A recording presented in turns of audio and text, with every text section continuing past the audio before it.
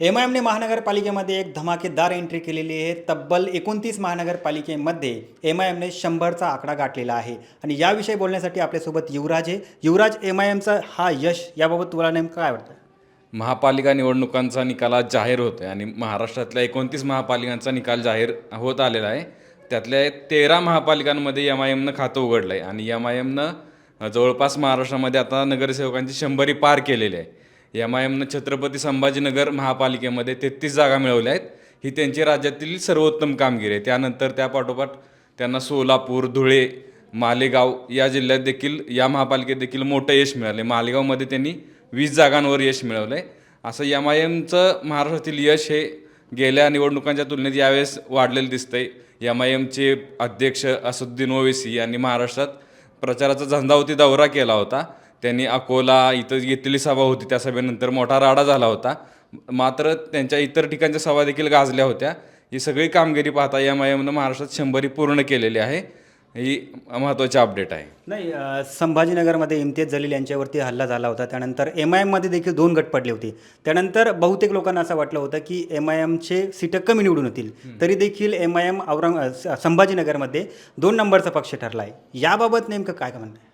एमआयएमचा पारंपरिक मतदार आहे तो, जरी राडा झालेला असेल छत्रपती संभाजीनगरमध्ये, तरी एमआयएमच्या उमेदवारांच्या मागं तिथला मतदार राहिल्याचं दिसून येतं। आपण जरी सोडून दिलं तिथला वादावाद, राडा, इम्तियाज जलील यांच्यावर हल्ला झालेला प्रयत्न, कार्यकर्त्यांची नाराजी, मात्र तिथल्या मतदारांनी एमआयएमसाठी पर्याय म्हणून निवडले आणि छत्रपती संभाजीनगर महापालिकेत कदाचित एमआयएमचा विरोधी पक्षनेता असू शकतो अशी परिस्थिती निर्माण झालेली आहे। एमआयएमने मुंबईमध्ये देखील एंट्री केलेली आहे। अबू आझमी यांचा पक्ष आहे समाजवादी पार्टी। तर अबू आझमीचा जो मतदारसंघ आहे मानखुर्दमध्ये देखील एमआयएमने एंट्री केलेली आहे। तर याबाबत नेमकं काय म्हणा? एमआयएमचं आपल्याला माहीत आहे, मागं यापूर्वी भायखळ्यामध्ये आमदार होते वारिस पठाण।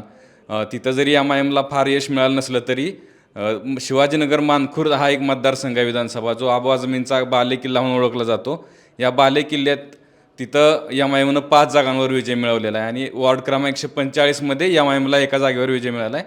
अशा एकूण 6 ठिकाणी एमआयएमनं आत्तापर्यंत मुंबईत विजय मिळवल्याचं दिसून येतं आहे आणि ही एमआयएमची दादांची राष्ट्रवादी काँग्रेस, सपा, शरद पवारांची राष्ट्रवादी काँग्रेस यांच्यापेक्षा एमआयएम मुंबईमध्ये वरच्या स्थानावर आपल्याला पाहायला मिळत आहे। मालेगावमध्ये मोठ्या प्रमाणात एमआयएमची सीट निवडून आलेले आहेत। विधानसभेमध्ये देखील एमआयएमचा बऱ्यापैकी एक झंझावात पाहायला मिळालेला आहे। एमआयएमच्या जनतेने मालेगावच्या जनतेने एमआयएमला एवढा कौल नेमका का दिला? मालेगावच्या मतदारांनी तिथं एमआयएमला पाठिंबा दिल्याचं दिसून येतं आहे। मालेगावमध्ये तिथं अजून एक इस्लाम पार्टी एक आहे, तिनं पण तिथं चांगली कामगिरी केली आहे। मालेगावमध्ये शिवसेना, एमआयएम आणि इस्लाम पार्टी यांच्यामध्ये तगडी लढत पाहायला मिळते। अमरावती, नागपूर आणि चंद्रपूरमध्ये देखील एमआयएमने खाते उघडले, म्हणजे विदर्भामध्ये देखील एमआयएमची एंट्री झालेली आहे। त्याबाबत काय म्हणा? अमरावतीमध्ये एमआयएमनं 12 जागांवर विजय मिळवल्याची आत्तापर्यंतची माहिती आहे, म्हणजे आपल्याकडे तशी अपडेट आहे। आणि चंद्रपूरमध्ये एमआयएमचे जिल्हाध्यक्ष जे आहेत त्यांचा विजय झाला आहे आणि तिथं त्यांनी काँग्रेसच्या खासदार प्रतिभा धानोरकर यांचा जो सहकारी जवळचा आहे त्याचा पराभव केल्याची माहिती आहे। तर एकंदरीतच एमआयएमच्या यशाबाबत आपल्यासोबत युवराज होते आणि त्यांनी हे एकंदरीत सखोल असा विश्लेषण आपल्याला केलेलं आहे। एबीपी माझा, उघडा डोळे बघा नीट।